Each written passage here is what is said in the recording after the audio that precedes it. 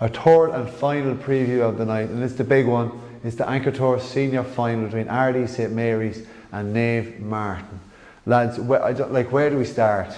I'm not going to start with you, Fra, because you're going to just take over and just talk about the Monastir Boys woes and what have you. But in general, for the neutral lads, it's a mouth-watering final in all truths. Isn't that right, Ogie? Yeah, I don't want to talk about it. I'm really looking forward to it. Tip me hat to Ardee, best team won on the day, beat the Blues, should have beat them by more realistically, pulled 2 or 3 frees right and wide in the second half. They really could have extended that lead. Blues had a couple of goal chances, didn't take any, probably kicking themselves in that regard, but I just thought they got their tactics right, you know. I'm terrible with names down, I think it was the number 9. Could have played wing forward in the end, but he doubled up on Andy, he dropped back in when the Blues got the ball, he doubled up on him, and just little things like that, little nuances like that had a difference in we've a chance of actually going on and winning the game. So I'm really looking forward to it. I think Monastir Boys are going to ask more questions of them. I think we went as much as possession we had. I didn't think we were very effective with it. So I think Monastir Boys are going to ask more questions of the Ardee defence. Right. But the chances they took them well. There's some lovely forwards. They didn't stop. The boys looked, Clark and the boys looked taken off. Didn't want to come off. They wanted to stay on that field, and that's a great sign, you know. So yeah, they won't. I'm not saying they won't fear Monastir Boys. They absolutely respect them. They're going. But for the Newtown Blues, Monastir Boys be going for 3 in a row. Yeah. You know what I mean? So they respect them. And I think they're really good final. Stephen, they've been a breath of fresh air this year. Ardee, you've been impressed by them as well. Absolutely, Dan. I think the forwards, especially the forward play, has been magnificent. The only concern I'd have with Ardee would be, I think they're a bit of a leaky tap at the back. Dan, you know, seeing the group there, take the game against Cullen for example. Yourselves, I mean, not many teams go out and score 20 points in a championship and get bet done. You know, that's the only concern I'd have about Ardee. I think their scoring power is phenomenal. I think there have been a couple of phenomenal individual performances this season, the likes of young Kieran Keenan there, a star footballer. You've obviously the likes of Karl inside as well. He's been magnificent this year. It's a mouth-watering clash, and one definitely to look forward to from a neutral point of view. But yeah, Ardee have been very impressive, especially up front this season, Dan. But as I said, I'd just be concerned about their concession rate. I think it's a little bit too high, and when you've the Mairtins with the experience of 3 finals under their belt, and obviously like something like Ryan. I won't ask you, don't go with the prediction just yet. We'll hold that to the end. But Fra, it's an entirely different year. We're not going back to the Gaelic grounds. We're not having all the experience built up within Monastir Boys. Is all that experience going to count for very little come Sunday? No, I think it'll count for something because they've been there the last 2 years, quite similar setup, bar the two guys from the minor coming in this year. They're very settled, they're very focused. They only have a week. Again, we spoke about this already, but they have a week preparation. They're just doing exactly as they have been doing. They're not getting over it. Maybe the first year we got there, it was finally we got to a final, great. You know, we played really well in the final 2 years ago. Probably should have won it. Didn't play that well in the final last year. But I think the massive thing for me going into the game is 2 things. It's going to be the matchups, and it's going to be the kickouts. Yeah. Craig Lynch hasn't had to kick the ball out all year. He can tap into either cornerback. Anyone they've played has just conceded the kick out, given the Mairtins the kick out, and they had to go and then break the team down. I think the Marys will offer something different that way. I think they'll press, they'll make Craig kick the ball out. That happened in the league game, and the Marys were the hungrier team that day and won a lot of second balls, a lot of breaking balls. And likewise, have the Mairtins been working and training now on knowing that they're going to have to kick the ball out? Are they going to have a go-to kick out when they're under pressure, like the Blues do, finding Andy McDonald in that pocket to claim the mark, to take that bit of pressure off, and then the matchups as well. who's going to mark the Mairys danger men, the McConnells, the Keenans, the Clarks. So who is the man marker for Naomh Mairtin then? Who picks up? Who's the danger man, we'll say, for the Mairys at the moment? Like, there's a lot of talk about Kieran Keenan and McConnell. Maybe a couple of positional switches for the Mairtins rather than personnel switches. You may see, I don't know, but you may see the likes of a Mark Whelan coming from cornerback out to take him, or you may see Tom Sullivan, who has been at centre half, he may go and maybe be suited better to a Darren Clark. McFadden will be happy on Ronan Carroll. Not that he'll be happy on Ronan Carroll, but it's a similar matches up well, yeah. Similar physique.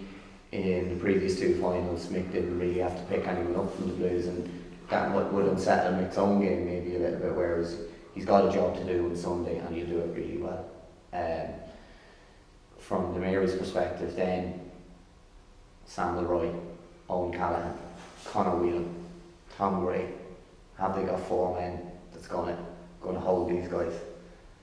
That's the big question. That's going to be really intriguing as well, what the Mairys do. Come back to the league game, a bit like what you were saying about the intermediate lads, when they played each other, they didn't want to show too much. The Mairtins just went out and played the game that day, 15-15, gave away very little. The Marys were a better team on the day. The Mairtins came back at the end and maybe could have got something out of it. Wouldn't deserve to get on out of it, to be fair. But that's what I'm intrigued to see now, is the kickouts and the matchups. Yeah, so it's going to be a real offensive final. I think we can all agree to that. Karl, you've earmarked the Marys since the very start. I'm going to publicly say it for you now. Yeah, you've been but behind the scenes. I might have changed my mind there, Dan, but you're not letting me. No, I haven't pushed on a prediction yet. You're allowed to change at the end, but you've liked the impact that Sean Kelly's had along with Sean Barry over or behind the scenes. We get to Fergal Reel in a minute, but that's really pointed you towards Ardee. Yeah, look, I think he's a serial winner, isn't he? I think if you look at clubs where Sean has coached over the recent years, yourselves, last year, I'll be right in saying Louth and Mead. Yeah. You know, and he seems to be a bit of a mercenary. He goes in, changes habits of old, improves, you know, teams, and not by doing anything. I don't think he does anything drastic or anything that you know is out of the coaching sphere. Like, it's just improves the teams really well, doing the basic things really well, and obviously the Marys have quality players, so it's maybe a small bit easier to for Sean to go in there and improve those young players and the few old heads in there. But I've been lucky enough to be working with LuTV and that over the championship, and I've seen a lot of championship games. I've seen the Marys, the group stages, and I've seen the Martins and all the group stages and a few of the knockout games, and like, I just can't wait for this game. I know you speak about it offensively, but if you look at the two lineups, like, it's not just big name players or players who have pedigree. These are all guys who are playing really well. You know, we're not looking for someone now to stand up and be counted. You know, we're just looking for them to go out and do what they've been doing all championship. In my book, like, I think Samuel Roy, this is the best season or campaign that I've seen Samuel Roy play.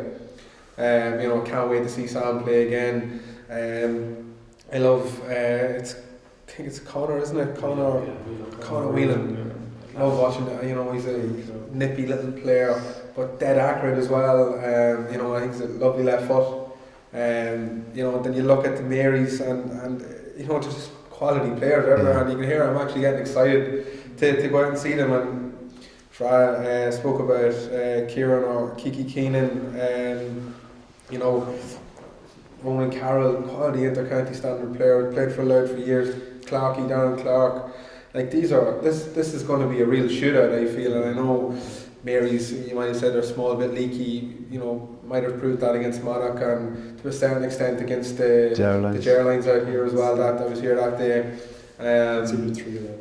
Yeah, no, they did conceded, you know, 2 or 3 easy goals, but they were way ahead in that game and kind of might have taken the foot off the gas because maybe they knew they had the game won. But no, really excited for it, and I'm delighted to see the younger heads come into the Mairtin setup. I've been lucky enough to be involved in teams and coached Sean Healy, who is a fantastic player, and I'm sure the Mairtins are delighted that they have a player of his quality coming in for the next 10 or 12 years. And obviously you've Tom Gray as well, both of them ex-Louth minor players, both of them Louth under 20 players, and full of real quality. And as the Marys, you look at it, you can. We mentioned beforehand with Fra that Ardee have won the minor. Have won the minor final in 2016 and 19, and the Marys have won it in 17 and 18. So the last 4 minor winners really coming through now, coming to the fore. Bit of stats: Jocks have scored 11.57 so far. The Marys have scored 10.55. Right. The Jocks full forward line has scored 9.40. So, just serious talent on show on both sides there. Kieran Keenan's kicked 2.13, Darren Clark 2.12. Yeah. He's free, he's in him all day. Darren, another good guy at winning the mark. Can't be underestimated. He's very clever, finds that pocket space, ball's delivered in. He'll be putting that hand up straight away and tapping it over. So, Ogie, it's like there's loads of talent on site, but these teams haven't won a senior championship. Well, they haven't. Well, Ardee, the players, this current group haven't won as a club since '95. We know that Naomh Mairtin have never won it. How much pressure? How much does that weigh on their minds come this Sunday? Yeah, I don't know. It's a funny one. That's a great question, actually. I don't know. I think you'd have to go in-house to both those clubs to give you the honest answer. I don't know. I think when I look back at the two previous finals with the Blues, I thought the first final was against the Mairtins. Mairtins got off to a flyer, and they dominated really for 55 minutes in most areas. They dominated and still didn't get over the line. The Blues just did enough and grafted and stayed within touch and got over the line. And then they got out of the blocks. They won it from the lead. The second year they took the lead and didn't surrender. There's lots of ways of winning games. There's lots of ways of losing games. And it's hard to believe this though. We're talking about the Marys and we're saying they're the only team that beat the Mairtin and the Blues this year. Yeah. But maybe they're not going to win the final. That's. Or they've beaten the Blues twice this year and not going to win it. They beat the Blues twice. You know what I mean? There's no fluke about this. They beat the Blues twice in the championship. They beat the Mairtins in the league. Yeah, I don't know. For me, I agree with Fran. The matchups are absolutely massive. When the Blues are flying and fit, they have 4 or 5 good defenders that can pick up the Mairtins, 4 or 5 very good forwards, and vice versa. The Mairtins have 4 or 5 very good backs that can pick up the Blues, and there's only ever been a score between the two. And when I look at that full forward line, when you look at Gray coming in there, and it's been absolutely seamless. I've seen for a youngster, yeah. Yeah, you got an 18-year-old coming in, he gets the ball, and it's, where's my Roy? I better give it to him or I'll be in trouble. Absolutely not. Get out of my way. This is what I'm going to do. And Wheeler's on the other side. He's an absolute nightmare. You handle this guy. I go back to the point you made. I agree with a very good point. The leaky defence. I thought Blues had chances that didn't take them. I just don't see that being the case. If they give up chances to last point, Wheeler's going to blow the nail out 100%. If he gets a sniff, and that unfortunately will be different if they don't curtail that. And if that means going out midfield and doing a job like they did on Andy, out midfield and stopping the ball coming in, that ball comes in, they're going to be chipping away and score the whole game. So I won't push it. I'll just ask one question to Fra before we finish. We spoke about Naomh Mairtin not winning the championship before, but there's a certain Fergal reel that's over them. He's have help from Jimmy McGuinness here this week as well. It's the first I've heard of that. Stone face, poker face there. But Fergal reel brings all that experience to the Naomh Mairtin club and those players who have been there. Yeah. Is that going to be enough just to nudge them over the line? Yeah, well, from Fergal's perspective, that winning ethos there with that dominant Pats team, I suppose, in the early teens, I suppose. He's got huge experience, he's got huge nous, maybe just made us that a little bit secure. That's what they spoke about at the start of the year. Maybe we had a bit of a soft centre with what was spoken about, but he's moved Conor Morgan out to left half back. He's played Tom Sullivan at 6. He's played John Clorwick at right half back, even though he's left footed. So automatically those two wing half backs is turning in the field, whereas under Christie and Jim Farrell it was very much John Clutterbuck left half back, Posy McDonagh at right half back, play as wide as you possibly can, lads, and maybe him inverting the wing half backs has just tightened us up a little bit. Plus we've got the youth and energy of Evan Whelan, who's been a serious find for us this year. Didn't play at all last year. We spoke about the two minors, the Sean Healy's and the Tom Grays, but Evan Whelan has been immense, absolutely immense. Done a job on Casey Bourne, both the Moptas games, tirelessly, tigerish working after him. He's been absolutely excellent for us this year. He is the new modern midfielder. We had Gavin Mooney there for a year. You mightn't like to hear this yourself, Dan, but it could be the end of the era of the tall gangly guy that's going to catch ball. I don't think I knew that already. As we spoke about, that ball isn't kicked out as often anymore. You've got Gavin Mooney's been excellent for us down the years. A stalwart, goes, catches ball, lays it off. But now you've Evan Whelan's energy, legs, and that could be another factor for us. And in fairness to Fergal Reid, he's brought him in. He's seen something there in Evan Whelan that he's found that he can work with there. Val Eddy also there was a super sub for us, if you like. Come on, his girlfriend was giving birth at the same time in the semi-final last year. Played for a 15-minute cameo and was gone again. And he's nailed in a starting spot as well this year. So just it's a similar squad, we'd say. Myself is gone, Pádraig McDonagh is gone. They've had to lose Wayne Campbell as well, who started in the beginning of the year, another good guy. Brian McQuillan, who would have started the final last year for us as well. He got a bad injury in the shoulder. Just thought he's possibly back in the squad. And I found it interesting the last day. It was Owen Callaghan was the man that had to come back in the league game and mark Kiki Keenan that day. So if that was to happen, if Keenan was having too big an influence for Fergal Reid's point of view, if that was to happen, the likes of your Brian McQuillan, he has that pass, he has that eye for a pass that maybe Owen Callaghan has. Something like that, and he hasn't been spoken about, but sometimes guys stand up in finals that aren't your so-called Sam Mulroy, Conor Whelan. It could be if the Marys is designating we have to go and stop Mulroy, have to go and stop Whelan. I just think there's too many lads on fire for the Mairtins at the moment, in my opinion. Right, so we'll go with that. Was that my prediction? That's your prediction. Well, not. Yeah, that's my prediction. The wait is finally coming to an end. Okay. Karl. Yeah, look, I suppose just listening to and having a good think and look through the teams there, it's really it goes back to Frass's about the matchups and what team doesn't have to, rob Peter to pay Paul, to take something from here so he does a job there and take him from here to do a job on this guy. I think whatever team doesn't have to do that, more than the other team, I think will win. Because obviously, Fergal Reid's looking at the Mary setup, Sean Kelly's looking at the Mairtin setup. What do I need to do, X, Y, and Z? And it's a big equation and finding out how we have to stop that. But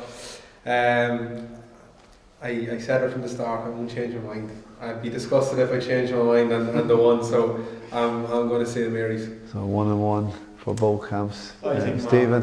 the Mairtins done it. I just think I'd be basing it on the fact of the concession rates of the Marys. I just think they're a little bit too high coming up against the Mairtins in a county final.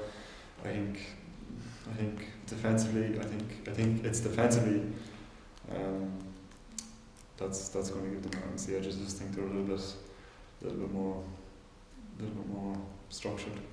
Up front. Okay, Ogie, final word with you. Yeah, I can't see past the Mairtins. I think if Ardee get to grips with that full forward line, similar to the goal, believe it or not, the Marys got against the Blues. They've late runners, the Mairtins are Clutterbuck, Morgan, Karl. They come late off the shoulder. I've got my three guys marked up. Where did he come from? It's the back of the net. They've got options all over the park. Midfielders could score. That said, the Mairtins let in a few against the Moptas. They've leaked as well. I just feel if Ardee get to, honest voice, get 4, they'll just outscore you. That's what will happen. They just have so many options. Yeah, I think it's honest voice of the year. Yeah. So 3-1. The wait is over. I think we can all agree that it's going to be a great final, whatever happens on Sunday at 4:30. in this pitch behind me in Darver. So that's it. That's the Anchor Tours senior final between Ardee St. Marys and Newtown Blues, previewed on LuTV.